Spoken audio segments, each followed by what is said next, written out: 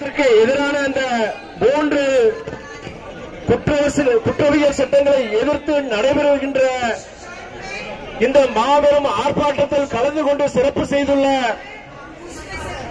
திராவிட முன்னேற்ற கழகத்தின் நாடாளுமன்ற குரல் அண்ணன் ராஜா அவர்களே, நான் பெரிதும் மதிக்கும் எழுச்சி தமிழர் அண்ணன் திருமா அவர்களே, பொது உரிமை இயக்கத்தின் மூத்த தலைவர் அண்ணன் ராஜா அவர்களே, தமிழ்நாட்டு மற்றும் புதுவையிலிருந்து வந்திருக்கின்ற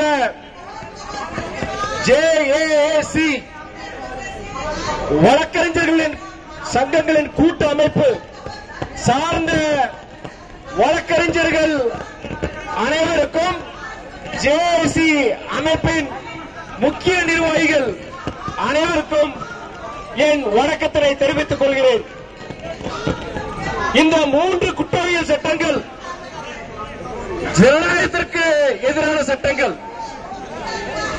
இந்திய அரசியல் சாசன சட்டத்தின் முக்கிய அம்சங்கள் சமூக நீதி மற்றும் சமத்துவத்திற்கு எதிரான சட்டங்கள், சாமானிய மக்களின் உரிமை குரலை பறிக்கும் சட்டங்கள். இந்த 3 குற்றவியல் சட்டங்களையும் அகற்றக் கோரி நீங்கள் எழுப்பியுள்ள இந்த கோரிக்கைக்கு மறுமலர்ச்சி திராவிட முன்னேற்ற கழகத்தின் சார்பிலும் எங்கள் இயக்க தந்தை தலைவர் வைகோ அவர்கள் சார்பிலும் எங்கள் முழு ஆதரவை தெரிவித்துக் கொள்கிறேன்.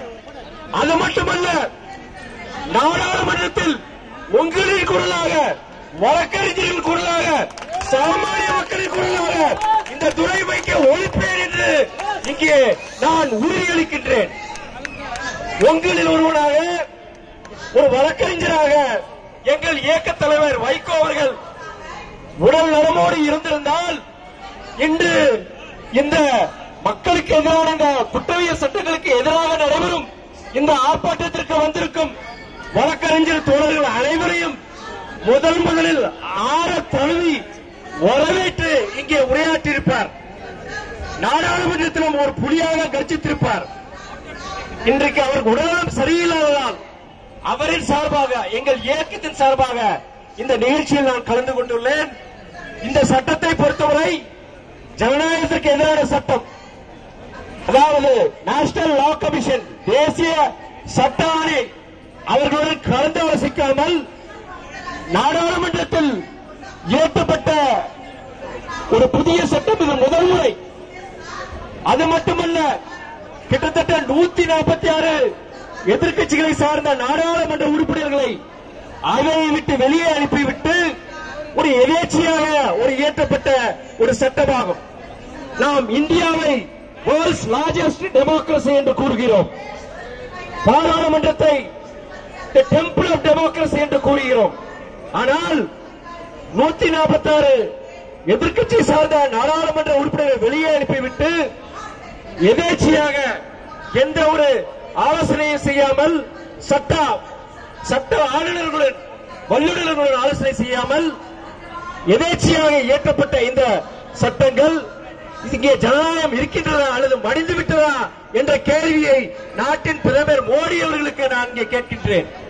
அது மட்டுமல்ல, இந்த நமது தமிழ்நாட்டில் சென்ற ஆண்டு பெனிக்ஸ் மற்றும் ஜெயராஜ் இருவர்கள் காவல்துறையின் இல்லீகல் கஸ்டடியில் மரணித்தார்கள். இன்று கொண்டு வரப்பட்ட சட்டம், இந்த குற்றவியல் சட்டப்படி நீங்கள் பழைய சட்டத்தின்படி 24 மணி நேரத்தில் ஒரு குற்றம் சாட்டப்பட்ட ஒருவர், எஃப்ஐஆர் பதிவு செய்யப்பட்ட ஒருவர் மேஜிஸ்ட்ரேட் முன் அவரை அமர வைக்க வேண்டும். அப்படி அமர வைக்காமல் அவரை விசாரணைக்கு எடுத்தால் அது இல்லீகல் கஸ்டடி என்று அழைக்கப்படும். ஆனால் அந்த இல்லீகல் கஸ்டடியை லீகல் கஸ்டடி ஆக்கியிருக்கிறது இந்த புதிய சட்டம். இதன்படி நீங்கள் 14 நாட்களுக்கு வரை ஒருவரை நீங்கள் காவல் விசாரணைக்கு எடுக்கலாம். அது மட்டுமல்ல, 60 முதல் 90 நாட்கள் வரை அவரை விசாரிக்கலாம். நீங்கள் இதை ஒரு இல்லீகல் கஸ்டடியை ஒரு லீகல் கஸ்டடி ஆக்கினால் பெனிக்ஸ் மற்றும் ஜெயராஜ் போன்றவர்களின் மரணம் தமிழ்நாட்டு மட்டுமல்ல இந்தியா முழுவதும் நடைபெறும் என்று நான் எச்சரிக்கின்றேன்.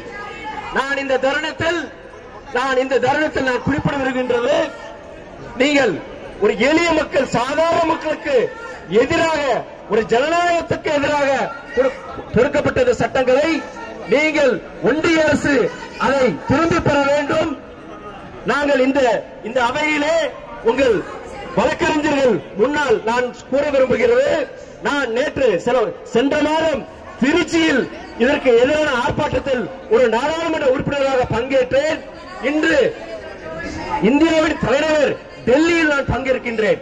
நாளை நாடாளுமன்றத்தில் உங்களின் சார்பாக நான் கண்டிப்பாக இந்த 3 புதிய குற்றவியல் சட்டங்களுக்கு எதிராக விரைவைக்கோ ஒழிப்பேன் என்று சொல்லி உங்களுக்கு இந்த போராட்டத்திற்கு நாங்கள் மதிமுக சார்பில் மூலமாக தெரிவித்துக் கொள்கிறோம். நன்றி, வணக்கம்.